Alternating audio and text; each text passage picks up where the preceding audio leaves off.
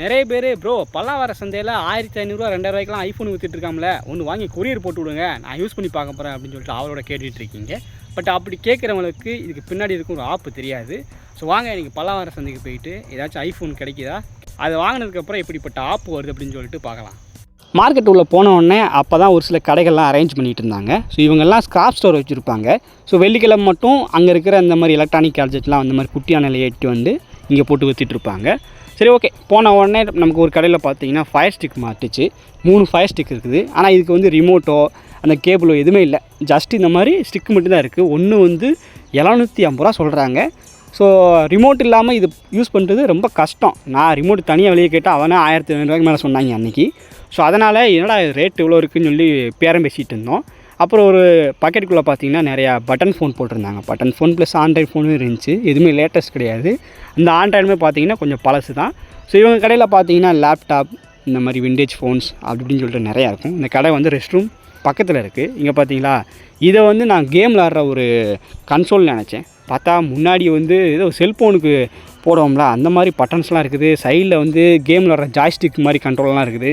என்னென்ன தெரியல. அப்புறம் ட்ரம்முக்குள்ளே பார்த்தீங்கன்னா ஒரு அண்ணாச்சியை வந்து உள்ளே அமைக்க வச்சுருந்தாங்க. என்னடான்னு பார்த்ததில் இந்த ஜவுளி கலரில் வந்து ட்ரெஸ்ஸு போடுறதுக்கு ஒரு மிஷின் வச்சுருப்பாங்களா, சாரி ஒரு பொம்மை வச்சுருப்பாங்களே அந்த மாதிரி இது போல். அப்புறம் கேமிங் டிவைஸ் ஒன்று இருந்துச்சு. இது வந்து சோனியோட ப்ளே ஸ்டேஷனோ அந்த மாதிரிலாம் கிடையாது. இது டூப்ளிகேட்டு தான். இருந்தாலும் அதில் ஏதாச்சும் கேம்ஸ் வருமா, ப்ளே ஸ்டேஷன் 4 மாடல் மாதிரியே இருக்குதே, PS4ம் PS2ம் கலந்த மாதிரி இருக்குதுன்னு சொல்லிட்டு பார்த்துக்கிட்டு இருந்தோம். நம்ம நண்பர் தான் அது தேவைப்படுதுன்னு சொல்லிட்டு வாங்கியிருந்தார். கூடவே பார்த்தீங்கன்னா ஏர்டெல் ஃபைபர் பாக்ஸாக என்னன்னு தெரில, நம்ம தேடிக்கிட்டு இருக்கோம். ஒரு நண்பர் சொன்னார் ஏர்டெல்லில் வந்து நம்ம இந்த மாதிரி கனெக்ஷனை போட்டு விட்டு லைவ் டிவியெல்லாம் பார்க்கலாம், செட்டாப் பாக்ஸ் மாதிரி யூஸ் ஆகும் அப்படின்னு சொல்லிட்டு. அதனால் நமக்கு தேவைப்பட்டுதுன்னு சொல்லிட்டு இதை நம்ம வாங்கியிருக்கிறோம். ஸோ இதை வாங்கி நம்ம பிளான்லாம் சக்ஸஸ் ஆச்சா, என்ன ட்ரை பண்ணோம், ஒர்க்காக ஆச்சோமா இல்லையான்னு சொல்லிட்டு நான் தனி வீடியோவில் அப்லோட் பண்ணுறேன். அப்புறம் ஒரு பொம்மை பார்த்தோம். அது வந்து மெட்டல்லே பண்ணி வச்ச மாதிரி இருந்துச்சு. இந்த வீட்டில் கட்டி தொங்க விடுவாங்க, காற்றடிச்சா மணி அடிக்கும் பார்த்தீங்களா, அந்த மாதிரி ஒரு பொம்மை 50 ரூபா சொன்னாங்க. அதை வச்சுட்டு இந்த பக்கம் பார்த்தோம்னா ஒரு காரோட செட்டை தனித்தனியாக கழட்டி வச்சுருக்காங்க. இங்கே பாருங்கள், காரோட அந்த ஹெட்லைட் இருக்குதா, இந்த பக்கம் மூடி, அப்புறம் உள்ளுக்குள்ளே கார் ஆம்பிளிஃபயர்னு சொல்லிட்டு ஒரு கடையில் தனித்தனியாக வச்சுருந்தாங்க. அப்புறம் தான் நமக்கு தேவையான லேப்டாப் கடைக்கு வந்தோம். அங்கே பார்த்தீங்கன்னா சாம்சங் லேப்டாப் ஒன்று பார்த்தோம். ஸோ இது பார்த்தீங்கன்னா உள்ளுக்குள்ளே டிஸ்பிளேலாம் நல்லா தான் இருக்குது, எதுவுமே டேமேஜ் ஆன மாதிரி தெரியல.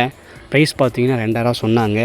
பட் உள்ளுக்குள்ளே ஆல்ரெடி அந்த ஸ்க்ரூவெல்லாம் ஓப்பன் பண்ணி பார்த்துருக்காங்க. கண்டிப்பாக ரேம் ரோமெல்லாம் இருக்காது, விற்கிற விலைவாசிக்கு எல்லாத்தையும் உருவி இருப்பாங்க. ஸோ இது ஆனாகுமான்னு கேட்டதில் அதெல்லாம் தெரியாதுப்பா, இருக்கிற கண்டிஷன் தான் அப்படின்னு சொன்னாங்க. ப்ராசஸரும் பார்த்தீங்கன்னா ஓரளவுக்கு ஓகேவாக தான் இருக்குது. இந்த காசுக்கு வாங்கிட்டு போனோம் அப்படின்னா நம்மக்கிட்ட ரேம் அப்புறம் ஹார்ட் டிஸ்க்லாம் இருக்குது. அப்படிங்கிற பட்சத்தில் இது ரொம்பவே கம்மியான பட்ஜெட்லேயே சரி பண்ண வச்சிடலாம். அதே கடையில் இந்த காற்றடிக்கிற நவீன மிஷின் ஒன்று வச்சுருந்தாங்க. இது நம்ம கரண்டில் மாட்டிட்டு அல்லது வோல்டேஜ் கொடுத்துட்டு இந்த மாதிரி காற்று அடிச்சுக்கலாம். பக்கத்தில் லெவலும் காட்டும். ஸோ இதோட ப்ரைஸ் பார்த்தீங்கன்னா 200 ரூபா சொன்னாங்க. வெயிட்டும் அந்தளவுக்கு இல்லை, இது எப்படின்னு தெரியல. அப்புறம் ஒரு கடையில் பார்த்தீங்கன்னா லென்ஸ் வச்சுருந்தாங்க, கேமராவோட லென்ஸு. இது கொஞ்சம் பழைய கேமராவோட லென்ஸு தான். அதில் பார்த்தாலே டிசைனை பார்த்தாலே தெரியும்.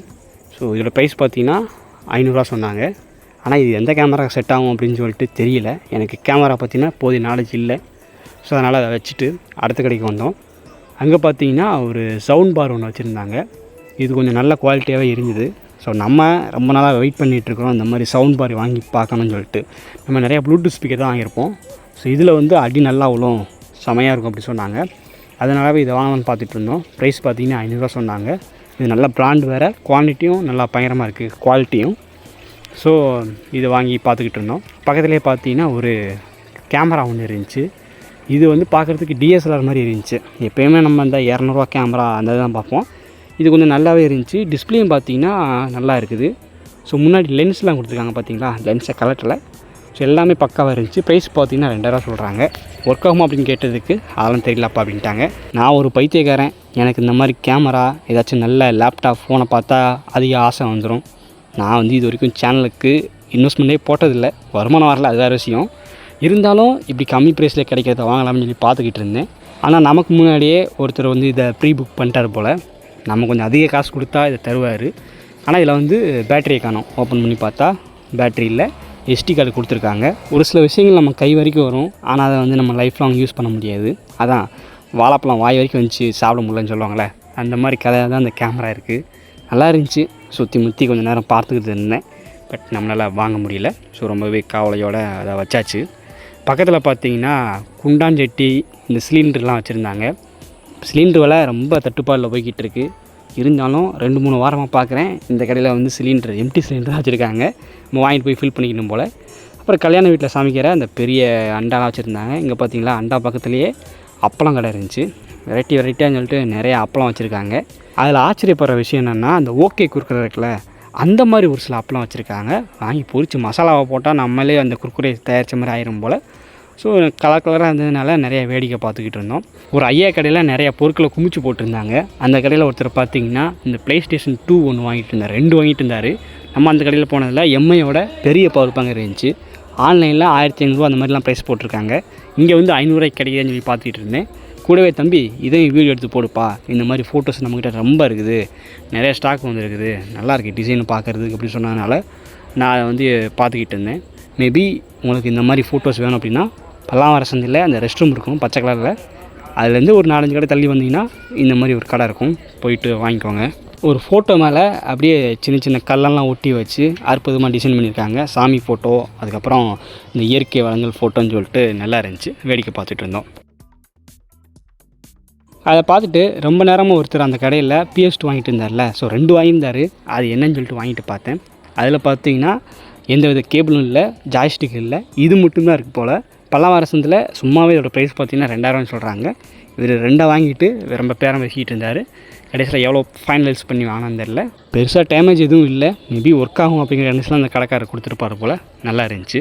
அதுக்கப்புறம் தான் நம்ம தேடி வந்த ஐஃபோன் பார்த்தோம். ஃபஸ்ட்டு இது iPhone X சீரீஸு. டிஸ்பிளே எதுவும் உடையலை, ஆனால் பின்னாடி பார்த்தீங்கன்னா கிளாஸ் உடஞ்சிருக்குது. இதை நம்ம போன பல்லாவரம் வீடியோவில் கவர் பண்ணியிருப்போம். அது கூடவே பார்த்தீங்கன்னா ஐஃபோனில் கொஞ்சம் பெரிய சீரீஸ் 11, 12 இதில் பேஸ் வேரியன்ட் நினைக்கிறேன். டிஸ்பிளே பார்த்தீங்கன்னா இந்த மாதிரி கோடு விழுந்துருக்கு. பின்னாடி பார்த்தீங்கன்னா அந்த கிளாஸை காணோம், உடஞ்சி உள்ளுக்குள்ளே இருக்கிற அந்த சென்சார்லாம் அப்படியே தெரியுது. ஸோ இது பார்த்தீங்கன்னா அது 4000 சொன்னாங்க, இது 1500 சொன்னாங்க. இதே போல் 2-3 வாரத்துக்கு முன்னாடி இந்த ஐஃபோனில் 13, 12 இந்த மாதிரி சீரீஸ் நினைக்கிறேன், சவுப் கலர் ஃபோனெல்லாம் அடித்து நொறுக்கி வச்சுருந்தாங்க. ரொம்பவே பயங்கரமாக டேமேஜ் ஆகி போய் கிடந்துச்சு. ஸோ அதுவும் பார்த்திங்கன்னா அவ்வளோ உடஞ்சி போய் அவர் வந்து 2500, 3000 இந்த மாதிரி பட்ஜெட்டில் சொல்லிகிட்டு இருந்தார். ஐஃபோன் கேட்குறதுல முக்கால்வாசி பேர் பார்த்திங்கன்னா சின்ன பசங்களாக தான் இருக்காங்க. ஸோ யாராச்சும் பல்லாவரம் சந்தையில் இவ்வளோ கம்மி ப்ரைஸில் ஐஃபோன் கிடைக்கிது அப்படின்னு போட்டால் போதும். ஸோ அதை பார்த்து நீங்கள் பல்லாவரம் சந்தைக்கு வந்துன்னு வச்சுக்கோங்களேன், இப்படிப்பட்ட ஐஃபோன் தான் கிடைக்கும். இதில் பார்த்தீங்கன்னா முன்னாடி வந்து நல்லாயிருக்கு, பின்னாடி பார்த்தீங்கன்னா அந்த கிளாஸ் உடஞ்சி போச்சு, உள்ளுக்குள்ளே இருக்கிற அந்த வயர்லெஸ் சென்சார் எல்லாமே அப்படியே தெரியுது. இதை பார்க்கும்போது ஆஹா இதை மட்டும் மாற்றினா போதும் போலையே, ஐஃபோன் ஒர்க் ஆகிரும் போலையே, 2000 தான் சொல்கிறாங்கன்னு சொல்லிட்டு வாங்கிடுவீங்க. வாங்கிட்டதுக்கப்புறம் டிஸ்பிளே கண்டிப்பாக ரேட்டு கொஞ்சம் அதிகமாக தான் வரும். பின்னாடி இப்படின்னு நீங்கள் பல்லாவரம் சந்தையில் வாங்கினது ஒரு 2000, அதுக்கு ஹார்ட்வேர் மாற்றுறதுக்கு ஒரு 4000, 5000 வச்சுக்கோங்களேன், மொத்தம் ஒரு 7000 செலவாயிருக்குன்னு வச்சுக்கோங்க.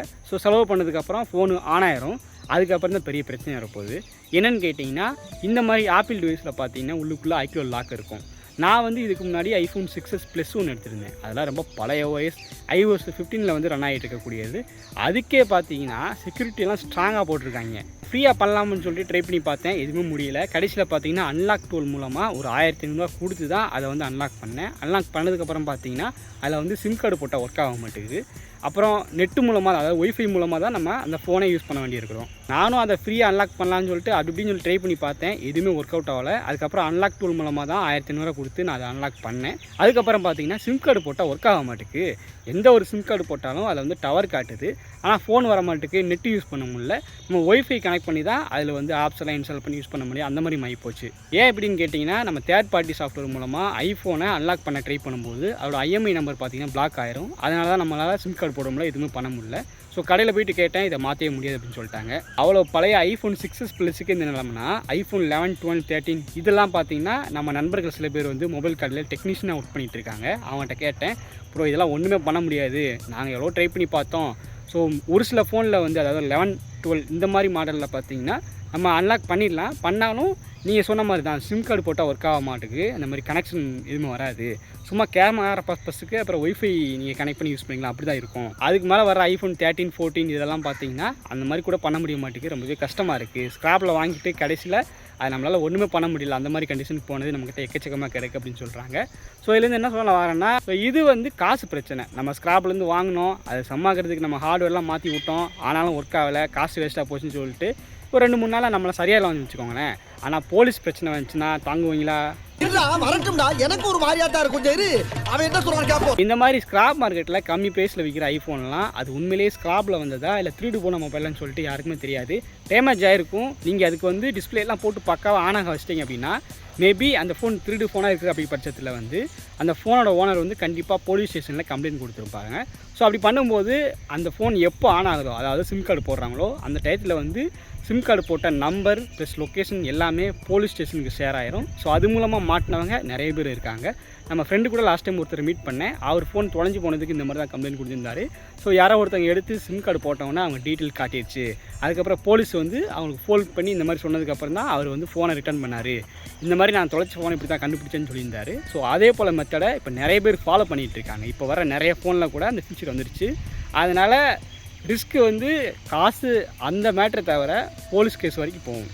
அதனால தான் இப்போல்லாம் நான் பல்லாவர சந்தையில் ஐஃபோனு மற்ற எந்த பெரிய ஃபோனும் எடுக்கிறது கிடையாது. நிறைய பேர் கேட்பீங்க, நான் வாங்கி தராதுக்கு ரீசன் இது தான். ஸோ இதுக்கு முன்னாடி ஏகப்பட்ட பிரச்சனைகள் இருக்குது. ஸோ நீங்களும் போகிறீங்க அப்படின்னா ஏதாச்சும் ஸ்பேர் தேவைப்படுது, உங்கள்கிட்ட ஐஃபோன் 11, 12, 13 இந்த மாதிரி ஏதாவது சீரிஸ் இருக்குது, அதுக்கு வந்து கேமரா இல்லை, கடையில் போய்ட்டு ஒரிஜினல் கேமரா கேட்டால் அவன் ரேட்டு 10,000 15,000 சொல்கிறான் அப்படின்னா நீங்கள் இந்த மாதிரி மார்க்கெட்டில் வந்து ஏதாச்சும் ஸ்க்ராப் கண்டிஷனில் ஃபோன் கிடக்கும். ஸோ அதை வாங்கி நீங்கள் அந்த ஒரிஜினல் ஸ்பேரை வந்து யூஸ் பண்ணிக்கலாம். பட் அந்த ஐஃபோனே இங்கேருந்து வாங்கி இந்த ஒருத்தவங்க சொன்னாங்க கம்மி ப்ரைஸில் கிடைக்குன்னு சொல்லிட்டு அப்படின்னு நீங்கள் பலாவர சந்தைக்கு வந்து அதை வாங்கி அப்படி இப்படின்னு காசு செலவழித்து கடைசியில் உங்களுக்கு நட்டமாகி போச்சுன்னா அது உங்களுக்கு தான் பெரிய பிரச்சனை. நீங்கள் திருப்பி கொண்டு போய் பல்லாவர சந்தையில் கொடுத்தா கூட அடுத்த வாரம் அந்த கடை இருக்குமான்னு தெரியாது. அதனால் ஐஃபோன் மேலே ரொம்ப பைத்தியகரத்தனமாக இருக்கிற நிறைய பேர் வந்து திருந்துங்க, உஷாராகுங்க.